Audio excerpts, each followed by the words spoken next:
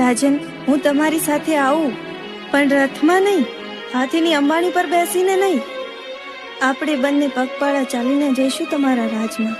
તો ઘણું જ સારું કહેવાય માતાજી. જો તમે હાલીને મારા રાજમાં આવતા હોય તો એનાથી રૂડું બીજું શું હોય. તમારી પવિત્ર, પાવન અને પુણ્યશાળી પગલી મારા રાજના ગામડાની ધરતી ઉપર પડશે તો મારા રાજની ધરતી પવિત્ર, પાવન અને પુણ્યશાળી બની જશે. હાલો માતાજી, હાલીને જઈએ. પણ રાજન, મારું વચન એ છે કે આ નાના એવા નેહડાથી તમારા રાજમહેલ સુધી પહોંચીએ ત્યાં સુધીમાં પાછું વળીને ના જોતા. નહીં જો માતાજી, હું રસ્તામાં ક્યાંય પાછું વાળીને નહીં જોઉં. હાલો માતાજી. હા રાજન, જો તમારી શ્રદ્ધા તૂટી અને તમે રસ્તામાં પાછું વળીને જોયું તો મારું ત્રિશૂળ હું ત્યાં સ્થાપિત કરીશ અને ત્યાંથી હું એક ડગલું પણ આગળ નહીં વધું. ભલે આયમાં, તમે જેમ કહો ને એમ જ થશે. હું એક વાર પણ પાછું વળીને નહીં ફરું. પ્રધાનજી, તમે જાઓ.